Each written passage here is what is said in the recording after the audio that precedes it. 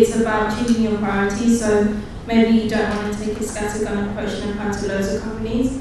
Just saying to yourself, I'm going to do these, say 10 applications really well, and these are ones I really want, and your passion will come across in those applications. So I probably didn't help, but that's what I think. Anybody else?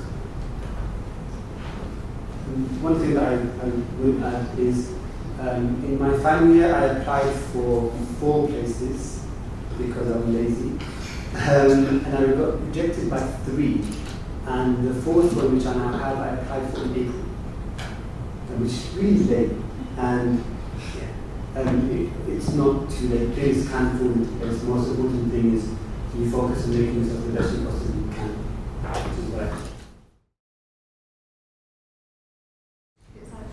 I don't think, so it doesn't really matter what subject that you study. I think if you're in your first year, just get involved in as many different things as you can.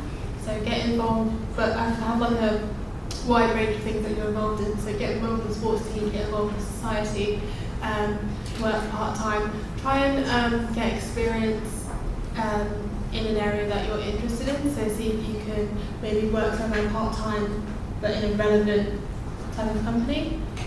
Do extra projects, do extracurricular activities, try and get some international experience. Go to like a different country over the summer, try and get an internship, or just travel and just gain some international experience. You have like so much time to do so many different things, and just try all of it, because there's nothing that's bad that's going to happen. Just try everything.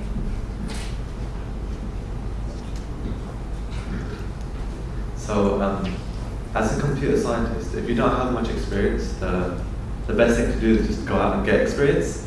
So, start coding. It depends what you're interested in, but like start coding your own websites. I mean, if you're studying computer science, there are loads of hackathons going around.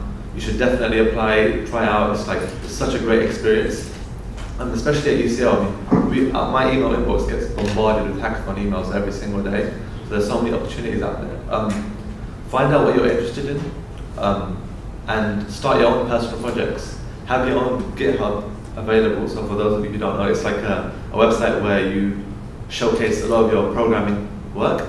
So have your own GitHub set up, have a personal website, try to brand yourself, and just setting those up in and of themselves will give you new skills. There are loads of coding competitions out there. Like, just do those and enter as many as you can, because that'll give you experience, and if you win some, that's even better. There's also one thing I found quite funny about getting experience in computer science. So you want to work for Airbnb, just go and duplicate their website, and then apply for Airbnb and say, hey, I have a website here, I made it on my own, just hire me. And actually that happens quite a lot with computer science engineers. So.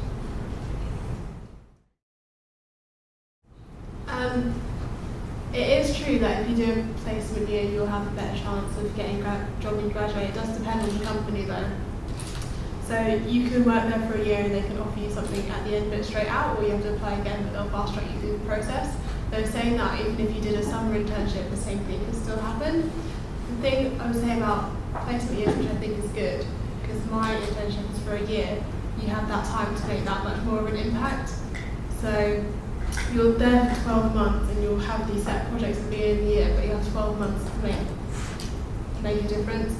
And if you're somewhere for, say, 3 months or 6 months, you might not have that opportunity. So I think it's definitely worthwhile. So I did my other way around. I did an engineering placement before I started my degree, and honestly the person I was before that placement and the person I walked into university with were 2 different people, and so I would recommend doing it just because it allows you to experiment without losing too much, because it's not like you graduated and now this is your job. You know you're going back to your safe zone, which is your degree, so I would recommend it from my experience.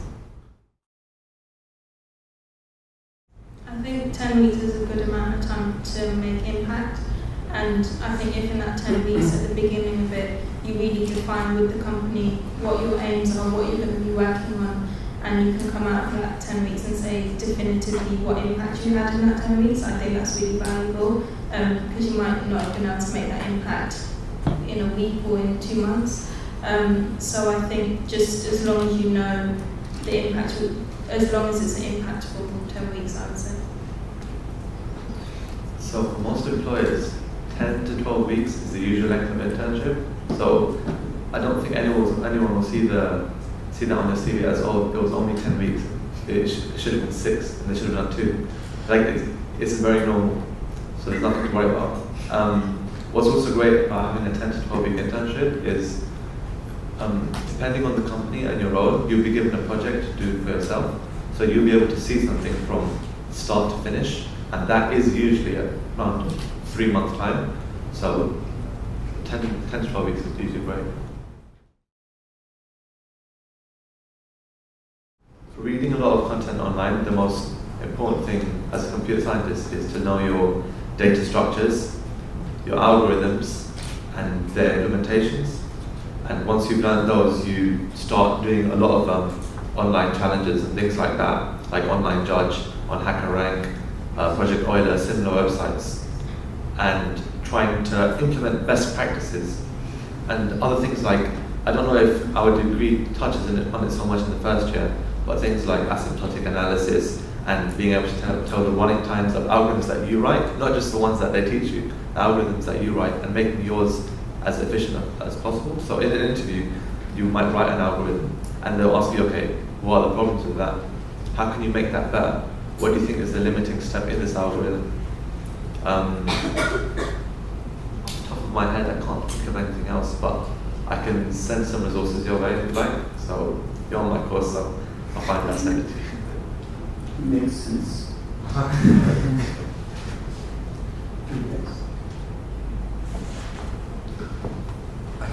I mean, a lot of companies are looking for clean code. So if you go and have like really nice written code, that would be a good plus, I think. And on the other side, like acknowledging that you don't know the answer instead of trying to find out like workarounds and like just like trying to talk because you want to talk, and like just acknowledge and say, I don't know, but I think there might be a way of doing these things.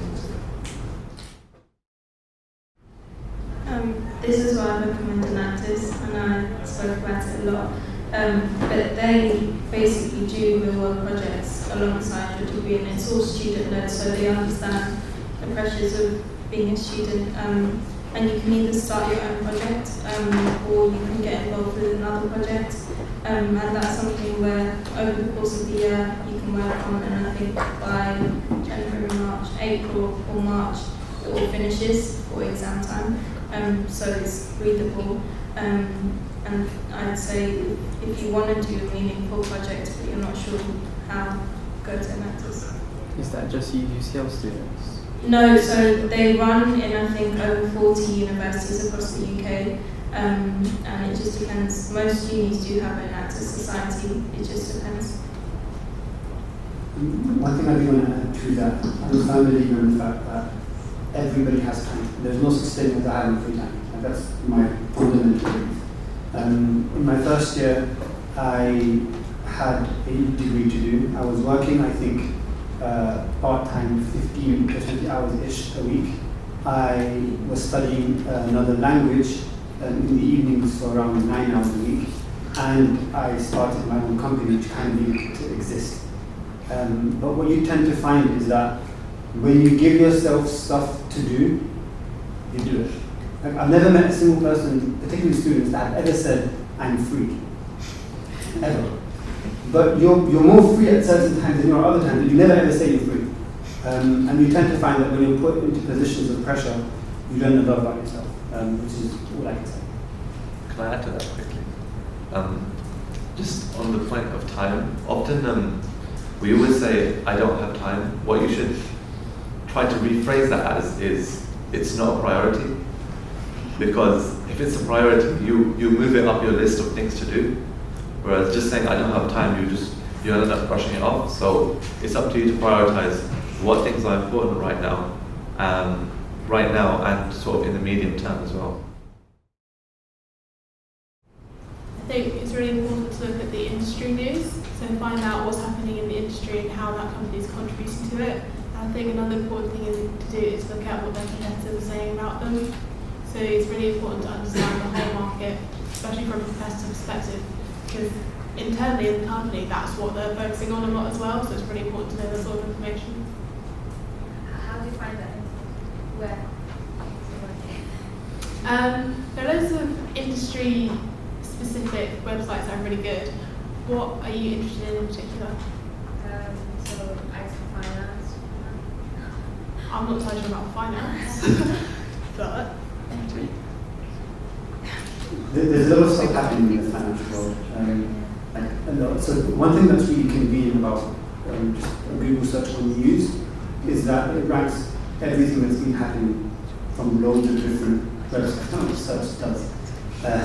So when it comes to applying for something, you see what's becoming big, not just on that day, but over the last few weeks. It's not too difficult to come across this information. Sometimes what you might want to do, let's say you're interested in Microsoft, Google Microsoft Go to News, what's happening to them? Because then you don't just get industry-specific stuff, you get company-specific news, which is very, very recent, that kind of thing. One site that I find quite good for research is called SlideShare, and you put in a term and people have done presentations. So sometimes you come across dissertation presentations on certain things and you get information that you might not have got from a cold Google search.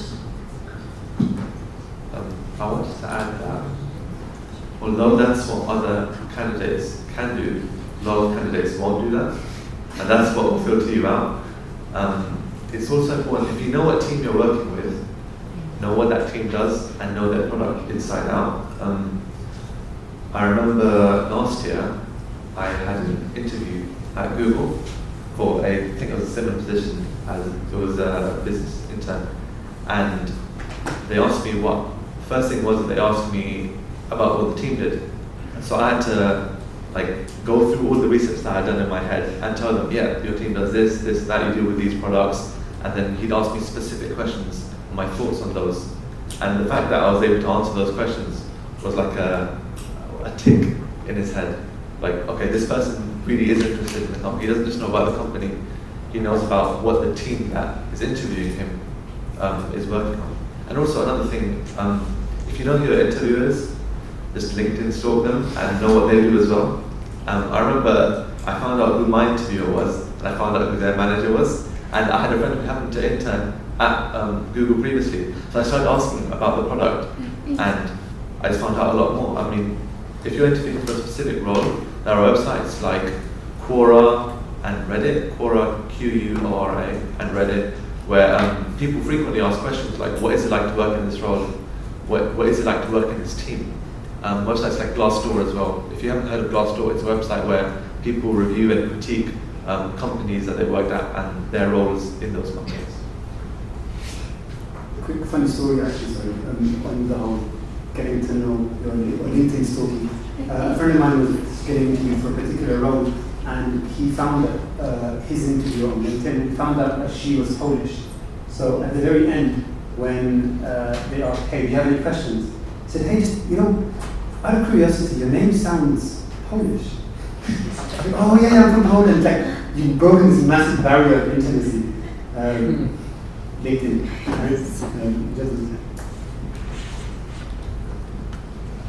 Just wanted to add something that 99% of people never do is asking the interviewer before the interview by email, could you give me some details, could you give me some names of people working on this position, or do you have any name of previous interns that I can reach out to? And that has a good impact. That's we're done. So what we're going to do now, I'm going to ask Amina to just hand a batch of the CV packs to each of the panelists. And so the idea is that we want you guys to speak to one another, and you kind of have to get rid of the pack anyway. Thank you guys very, very much, and could have one final round of applause for our